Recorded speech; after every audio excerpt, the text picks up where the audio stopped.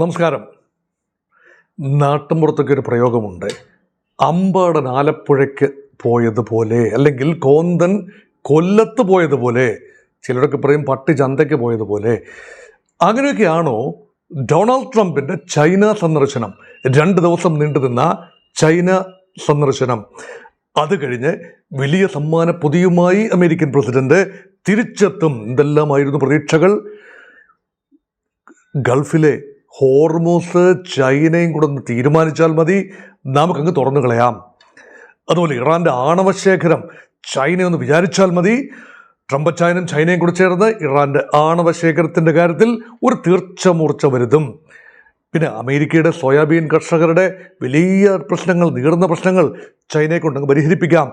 വൻതോതിൽ kilo ton കണക്കിൽ soybean Chinese വിപണിയിൽ അങ്ങോട്ട് അമേരിക്ക ഇറക്കുമതി ചെയ്യും. അമേരിക്കൻ ബോയിങ് വിമാനങ്ങൾ ഇഷ്ടം പോലെ ചൈന അങ്ങ് വാങ്ങിക്കൂട്ടും. ഇതൊക്കെയായിരുന്നു പ്രതീക്ഷകൾ. ഒരു ജംബോ ടെക്നോക്രാറ്റ് ടീമുമായിട്ടാണ്, അല്ലെങ്കിൽ CEO ഗ്ലോബൽ ജയൻറ്റ് കമ്പനികളുടെ CEOമാരുമായാണ്, ഒരു പടയായി തന്നെയാണ് ട്രംപ് ചൈനയിൽ ഇറങ്ങിയത്. കണ്ടത്തിൽ വെട്ടുക്കിളി ഇറങ്ങുന്നത് പോലെ CEOമാർ ട്രംപിനോടൊപ്പം ചൈനയിലേക്ക് പറന്നിറങ്ങി. ആപ്പിൾ CEO ടിം കുക്കും അതുപോലെ വലിയ വലിയ ആളുകളാണ് പറന്നിറങ്ങിയത്. എന്തിന്? ഒരു കാലത്ത് ഇടഞ്ഞു നിന്ന ടെസ്ല മേധാവി ഇലോൺ മസ്ക് പോലും ചൈനയിൽ ട്രംപിനെ അനുഗമിച്ചെത്തി. വൻപൻ പ്രതീക്ഷകളായിരുന്നു. എന്താണ് യഥാർത്ഥത്തിൽ നടന്നത്? ലോകം ഉറ്റുനോക്കിയത് എന്താണ്? നടന്നത് എന്താണ്? ഇത് പശ്ചിമേഷ്യയിലേക്കും കൂടി നമ്മൾ കണ്ണുകൾ വായിച്ചുകൊണ്ട് അവിടെ പ്രശ്നപരിഹാരത്തിന് എന്തെങ്കിലും ഫോർമുല ഇതിൽ നിന്ന് ഉരുത്തിരിയുമോ? അതല്ല, ട്രംപ് അങ്ങാടിയിൽ തോറ്റതിനമ്മയോട് എന്ന മട്ടിൽ യുദ്ധം പശ്ചിമേഷ്യയിൽ കടുപ്പിക്കുമോ? ഒരു അന്വേഷണമാണ് ഈ വീഡിയോയിലെ പ്രധാന ഇതിവൃത്തം. ട്രംപ് ചൈനയിൽ പോയ ടൈമിംഗ് എന്ന് പറയുന്നത് ഹോർമൂസ് പ്രദേശത്തെ വെടിനിർത്തൽ, അല്ലെങ്കിൽ പേർഷ്യൻ ഗൾഫിലെ വെടിനിർത്തൽ, ഇറാനുമായുള്ള വെടിനിർത്തൽ തുടരുകയാണ്. അതേസമയം ചില വെടിയുച്ചകൾ കേൾക്കാനുമുണ്ട്. ആ സമയത്ത് ഒരു ഫൈനൽ ഡീൽ സ്ട്രൈക്ക് ചെയ്യുന്നതിന് മുൻപ് ചൈനയുടെ ഇൻപുട്ട് വളരെ പ്രധാനമാണ് എന്ന് അമേരിക്ക കരുതുന്നു, CIA കരുതുന്നു, ഡൊണാൾഡ് ട്രംപ് കരുതുന്നു. ചൈന വിചാരിച്ചാൽ മാത്രമേ ഇറാനെ കൊണ്ട് ചിലതൊക്കെ അംഗീകരിപ്പിക്കാൻ ആവൂ. പാകിസ്ഥാൻ മധ്യസ്ഥത വഹിക്കുമ്പോഴും യഥാർത്ഥത്തിൽ ചൈനയാണ് കടിഞ്ഞാൺ പിടിക്കുന്നത്. അമേരിക്ക കുറേയൊക്കെ അതിന് വഴങ്ങിക്കൊടുത്തു, അല്ലെങ്കിൽ അമേരിക്കയുടെ തന്നെ ഗ്രാൻഡ് ഡിസൈനാണ് പാകിസ്ഥാനിലൂടെ ചൈനയെ ഉൾപ്പെടെ രംഗത്ത് കൊണ്ടുവന്ന് ഇറാനെ അനുനയിപ്പിച്ച് യുദ്ധപരിഹാരം എങ്ങനെയെങ്കിലും തല ഊരണമല്ലോ. അമേരിക്കയെ സംബന്ധിച്ചിടത്തോളം തല ഊരിയാലേ പറ്റൂ. ഞാൻ നേരത്തെ പറഞ്ഞിട്ടുണ്ടല്ലോ, കുടത്തിൽ തല പോയ കുരങ്ങൻ്റെ, അല്ലെങ്കിൽ കള്ളും കുടത്തിൽ തല വീണു പോയ, തല അകപ്പെട്ടു പോയ കുരങ്ങൻ കള്ളും കുടവുമായിട്ട് നടക്കുന്ന ഒരു രംഗമാണ്. അതാണ് അമേരിക്കയെ സംബന്ധിച്ചിടത്തോളം. ഇറാനിൽ വല്ലാതെ കൈപൊള്ളി എന്നല്ല, വല്ലാതെ മുഖം നഷ്ടപ്പെട്ട് നിൽക്കുകയാണ് യുണൈറ്റഡ് സ്റ്റേറ്റ്സ് ഓഫ് അമേരിക്ക. ഒരു കൺക്ലൂഷനിലെത്താൻ കഴിയുന്നില്ല. അതാണ് പരാജയമെന്നോ വിജയമെന്നോ അല്ല ഇവിടെ ഉദ്ദേശിക്കുന്നത്. കൺക്ലൂഷൻ, അവിടെ ചൈന സന്ദർശനം വൻപൻ നിരാശയാണ് ട്രംപിന് സമ്മാനിച്ചത്. ട്രംപിൻ്റെ ശരീരഭാഷയിൽ ഉൾപ്പെടെ അത് കാണാനുമുണ്ട്. അതിനുശേഷം അദ്ദേഹം നടത്തിയ ചില കാര്യങ്ങൾ, വലിയ ആത്മവിശ്വാസം തുടിക്കുന്ന വാക്കുകൾ അദ്ദേഹം പറഞ്ഞു. എന്താണ് പറഞ്ഞത്? അദ്ദേഹം പറഞ്ഞു, "We call our alliance as G2." എന്താണ് G2? Group of 2. United States of America and China, 2 ശക്തമായ രാജ്യങ്ങൾ. ശരിയാണ്, ലോകത്തെ 1-ാം നമ്പർ സമ്പദ് വ്യവസ്ഥയും 2-ാം നമ്പർ സമ്പദ് വ്യവസ്ഥയും, 1-ാം നമ്പർ സൈനിക ശക്തിയും 2-ാം നമ്പർ സൈനിക ശക്തിയും. വലിയ ഒരു ഒരു ഒരു അന്തരം ചൈനയും അമേരിക്കയും തമ്മിൽ ഒരുപക്ഷെ ജനസംഖ്യയുടെ കാര്യത്തിൽ ഉണ്ടായേക്കാം, ഒരുപക്ഷെ ഇക്കോണമിയുടെ കാര്യത്തിലും ഉണ്ടായേക്കാം. China is A 19 trillion economy, America over 30 അല്ലെങ്കിൽ 31 ട്രില്യൺ ഇക്കോണമിയാണ്. പക്ഷേ അത് ബ്രിഡ്ജ് ചെയ്ത് കൊണ്ടുവരാൻ എളുപ്പമാണ്. ചൈന വളരെ വലിയ തോതിൽ കുതിക്കുകയാണ്.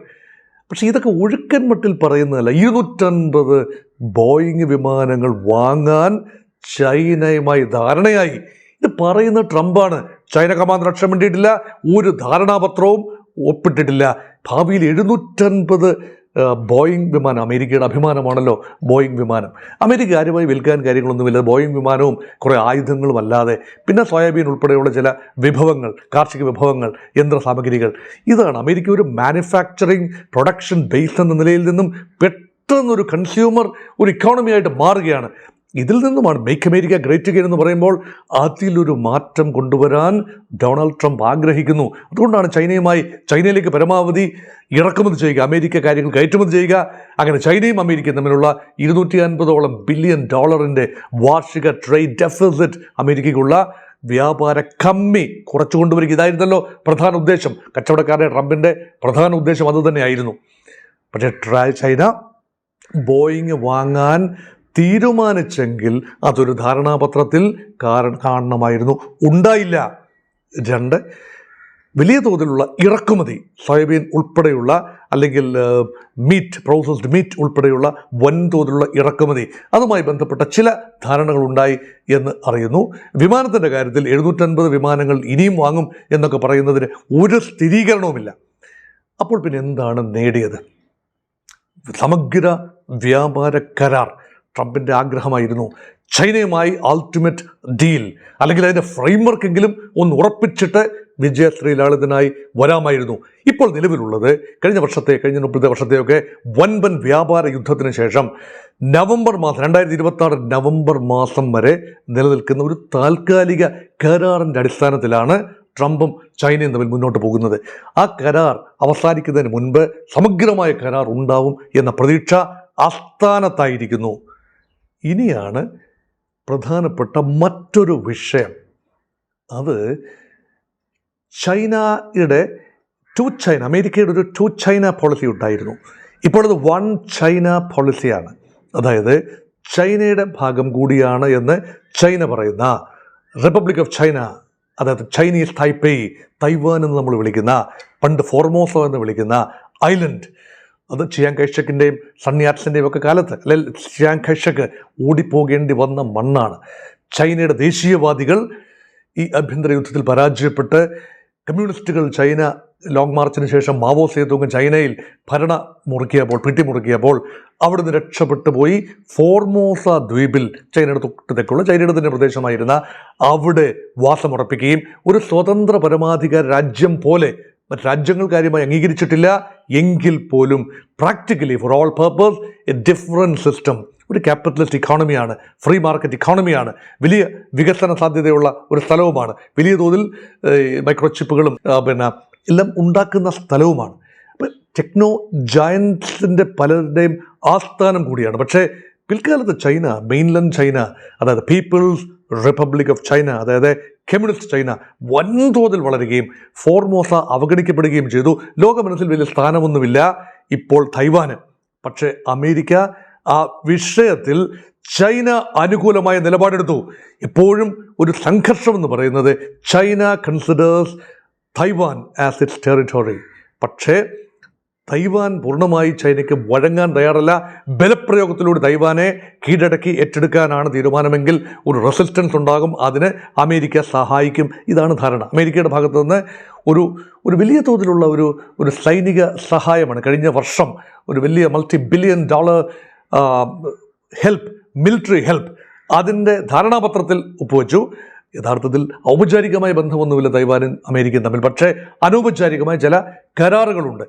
അത് ഡൊണാൾഡ് ട്രംപ് അത് മരവിപ്പിക്കും എന്ന രീതിയിൽ ഇപ്പോൾ വാർത്തകൾ വരുന്നു. അത് ശരിയാണോ എന്ന് സ്ഥിരീകരിക്കാനാവില്ല. പക്ഷേ ചൈന എന്നത് ഒറ്റ ചൈനയാണ് തങ്ങൾ അംഗീകരിക്കുന്നത് എന്ന് അമേരിക്ക ഉറപ്പിച്ചു പറഞ്ഞു. അതിനർത്ഥം ചൈനയുമായി ഒരു ഏറ്റുമുട്ടലിന് തനിക്ക് സമയമില്ല, ആരോഗ്യമില്ല, സാഹചര്യമില്ല. അമേരിക്കയുടെ ശ്രദ്ധ അവിടേക്കല്ല. അത് അമേരിക്ക ആ ഭാഗത്ത് വിന്യസിച്ചിരുന്ന പടക്കപ്പൽ ഉൾപ്പെടെ ഇപ്പോൾ ഗൾഫ് പ്രദേശത്ത് കൊണ്ടുവന്നിരിക്കുകയാണ്, അല്ലെങ്കിൽ സ്ട്രൈറ്റ് ഓഫ് ഒമാൻ ഉൾക്കടലിൻ്റെ ഭാഗത്തേക്ക് കൊണ്ടുവന്നിരിക്കുകയാണ്. അപ്പം അതുകൊണ്ട് America may go slow on China. പ്രതീക്ഷിച്ചതൊന്നും നടന്നില്ല. 2-3 പ്രതീക്ഷകളായിരുന്നു. ഒന്ന്, വ്യാപാര കാര്യത്തിൽ ഒരു കരാർ ഉണ്ടായില്ല. 2, ഹോർമോസ് തുറക്കുന്നതിന് വേണ്ടിയുള്ള ഒരു ചൈനീസ് സഹായം. പക്ഷേ ഒരു സംയുക്ത പ്രഖ്യാപനത്തിൽ ചൈന പറയുന്നു ഹോർമോസ് തുറക്കേണ്ടത് ആവശ്യമാണ്. നല്ല കാര്യം, അമേരിക്ക സന്തോഷം. ഇത് പറയുന്നതല്ലാതെ അതിനുവേണ്ടി ചൈന ഒരു ചെറുവിരലെങ്കിലും ആനക്കുമെന്നൊരു കരാർ ഇല്ല. 2, ഇറാൻ്റെ ആണവ പദ്ധതിയുമായി ആണവ ആയുധ നിർമ്മാണവുമായി ഇറാൻ മുന്നോട്ട് പോകരുത് എന്ന് അമേരിക്ക പറഞ്ഞതിനോടൊപ്പം തന്നെയാണ് ചൈന, അതിൽ സംശയമില്ല. പക്ഷേ അത് ആണവിന്ധനം എങ്ങനെ സുരക്ഷിതമായി കൈകാര്യം ചെയ്യും, അത് ചൈനയിലേക്ക് മാറ്റാമെന്ന ഓഫർ ചൈനയിൽ നിന്നും ഉണ്ടായില്ല. അമേരിക്ക അത് നിർദ്ദേശിച്ചില്ല. അതേക്കുറിച്ച് കൂടുതൽ കാര്യങ്ങൾ സംസാരിച്ചില്ല എന്നതാണ് വസ്തുത. അപ്പോൾ പിന്നെ എങ്ങനെയാണ് വിലയിരുത്തേണ്ടത്? ആത്യന്തികമായി ചൈന സന്ദർശനം ഒരു വൻ പരാജയമായിരുന്നു എന്ന് ഇറാൻ ഇപ്പോൾ പുരപ്പുറത്ത് കയറി വിളിച്ചു കൂവുകയാണ്. എന്തിനാണ് വലിയ പടക്കധ്വനിയുമായി വലിയ കുട്ടും പാട്ടുമായി ചൈനയിൽ ഇറങ്ങിയ ട്രംപ് വെറും കൈയോടുകൂടി മടങ്ങിപ്പോകുന്നു? ഇനിയാണ് ട്വിസ്റ്റ്. ട്രംപിൻ്റെ മനസ്സിൽ ചൈനയുമായി സംസാരിച്ചു, തിരിച്ചു വന്നു. ഈ പടതോറ്റ പടനായകൻ്റെ ഒരു ശൗര്യമുണ്ടല്ലോ, പൂർണ്ണമായി തോറ്റിട്ടില്ല, പക്ഷേ എന്തെങ്കിലും തനിക്ക് തെളിയിക്കേണ്ടതുണ്ട്. ഇനിയിപ്പോൾ ശ്രദ്ധ ഒരുപക്ഷെ വെടിനിർത്തൽ ലംഘിക്കപ്പെടുമോ, സർവശക്തിയും എടുത്തുകൊണ്ട് ഇറാനെതിരെ ആഞ്ഞടിക്കുമോ, ആ രീതിയിലുള്ള സൂചനകൾ ട്രംപിൻ്റെ ക്ലോസ് അസോസിയേറ്റ്സിൻ്റെ ഭാഗത്തു നിന്ന് വരുന്നു. 2, ശ്രദ്ധ ഇപ്പോൾ ക്യൂബയിലേക്ക് തിരികുകയാണ്. ഇപ്പോൾ വെനിസ്വേല പിടിച്ചടക്കി പാവഭരണകൂടത്തെ സൃഷ്ടിച്ചു. കൊളംബിയയിൽ നിന്ന് വലിയ ഭീഷണി ഉണ്ടായി എന്ന് പറയുന്നു. അവിടെ ഇപ്പോൾ മാഫിയയും ഇല്ല, ഒന്നുമില്ല എന്നാണ് ട്രംപിൻ്റെ ഒരു ഭാഷ്യം. അത് ശരിയൊന്നുമല്ല. കൊളംബിയയിൽ മാഫിയകൾ തഴച്ചു വളരുകയാണ്. ആക്രമിക്കേണ്ടിയിരുന്നത് യഥാർത്ഥത്തിൽ ആക്രമിക്കാനായിരുന്നുവെങ്കിൽ വെനിസ്വേല അല്ല, കൊളംബിയ ആയിരുന്നു. അവിടെയായിരുന്നു ഡ്രഗ് മാഫിയ. അവിടെ നിന്നുള്ള ഡ്രഗാണ് അമേരിക്കയുടെ ആരോഗ്യത്തെ കാർന്ന് തിന്നിരുന്നത്. അതൊന്നുമല്ലല്ലോ നടന്നത്. ഇപ്പോൾ ഇതാ ക്യൂബയിൽ ഒരു മുൻകാല പ്രശ്നം, അതായത് ഈ 10-20 വർഷം മുൻപ് റൗൾ കാസ്ട്രോയുടെ നിർദ്ദേശപ്രകാരം, അതായത് ഫിഡൽ കാസ്ട്രോയുടെ അനുജൻ പിന്നീട് പ്രസിഡന്റായ റൗൾ കാസ്ട്രോയുടെ നിർദ്ദേശപ്രകാരം 3 ചെറു വിമാനങ്ങൾ വെടിവെച്ച് വീഴ്ത്തി. അതിനുള്ള കുറ്റവിചാരണ തുടങ്ങാൻ പോവുകയാണ്. നോക്കൂ, മഡൂറോയെ കൈകാര്യം ചെയ്ത രീതി നോക്കൂ. അവിടെ വെനിസ്വേലയിൽ ചെന്ന് മഡൂറോയെ പിടിച്ചുകൊണ്ടിങ്ങി വന്ന് വിചാരണ ചെയ്യുകയാണ്. അതുപോലെ റൗൾ കാസ്ട്രോയെ കൊണ്ടുപോകാനാണോ അല്ലെങ്കിൽ ആ ഒരു ലെഗസി അവസാനിപ്പിക്കാനാണോ അമേരിക്ക ആഗ്രഹിക്കുന്നത്? ചോദ്യമാണ്. ഇതൊക്കെ ഒരു ശ്രദ്ധ, അതായത് ഇറാനിൽ വേണ്ട മുന്നാക്കം കിട്ടുന്നില്ല. അപ്പോൾ പിന്നെ ഈസി സിറ്റിംഗ് ഡക്ക് ആണ് തൊട്ടടുത്ത് കിടക്കുന്ന ക്യൂബ. അമേരിക്കയുടെ ഹിറ്റിംഗ് റേഞ്ചിലാണല്ലോ, വളരെ അടുത്താണല്ലോ ക്യൂബ. അപ്പം ഇതൊക്കെ ഒന്ന് പിടിച്ചെടുത്ത് പുതിയ ഭരണകൂടം ഉണ്ടാക്കി അങ്ങനെ പശ്ചിമേഷ്യയിൽ നഷ്ടപ്പെട്ടു പോയ ഒരു ഹോൾഡ് പുതിയ ആക്രമണത്തിലൂടെ പിടിച്ചെടുക്കാം എന്ന ഒരു ചിന്തയും ഉണ്ട്. അപ്പോൾ അതുകൊണ്ട് ട്രംപിൻ്റെ ഈ സന്ദർശനം എന്തിനായിരുന്നു ഇപ്പോൾ എന്നത് പൊതുവെ നമ്മൾ ചോദിക്കുന്ന ചോദ്യം. വിജയകരമായില്ല എങ്കിലും മറ്റ് ചില കാര്യങ്ങൾ രഹസ്യമായി ഉറപ്പിച്ചിട്ടുണ്ടോ? ക്യൂബയിലേക്ക് അമേരിക്ക നീങ്ങുമ്പോൾ ചൈന നിഷ്പക്ഷത പാലിക്കുകയും നിസ്സംഗത പാലിക്കുകയും മാറി നിൽക്കുകയും കാര്യമായി രംഗത്ത് വരാതിരിക്കുകയും ചെയ്യുക എന്നതിന് ഉറപ്പാകാം ഒരു കാര്യം. ചൈനയ്ക്ക് മറു ഉറപ്പ് കൊടുത്തിരിക്കുന്നത് തൈവാൻ്റെ കാര്യത്തിൽ അമേരിക്ക ഒരു രീതിയിലും തൈവാനെ ആയുധമണിയിക്കാൻ മുന്നോട്ട് പോകില്ല, അത് ഉറപ്പാണ്. ആ ഒരു ഉറപ്പ് അല്ലാതെ ഇറാൻ വിഷയത്തിൽ ഇപ്പോഴും ചൈനയുടെ പിന്തുണ ഇറാന് തന്നെയാണ്. ചൈനയെ പ്ലക്കേറ്റ് ചെയ്യാൻ, മാറ്റിയെടുക്കാൻ അമേരിക്കയ്ക്ക് കഴിഞ്ഞില്ല എന്ന് നിസ്സംശയം പറയുകയും ചെയ്യാം. അതുകൊണ്ട് ഡാം സ്ക്വിബ് അല്ലെങ്കിൽ നനഞ്ഞ പടക്കം എന്നൊക്കെ പറയാവുന്ന രീതിയിൽ ചൈന സന്ദർശനം ട്രംപിൻ്റേത് അവസാനിച്ചിരിക്കുന്നു. മറ്റൊരു ആക്രമണത്തിൻ്റെ, മറ്റൊരു കോൺഫ്ലിക്റ്റിൻ്റെ ഒരു നാന്ദി കുറിക്കുന്നതാവുമോ ഈ പടിയിറക്കം? നമുക്ക് നോക്കിക്കാണാം.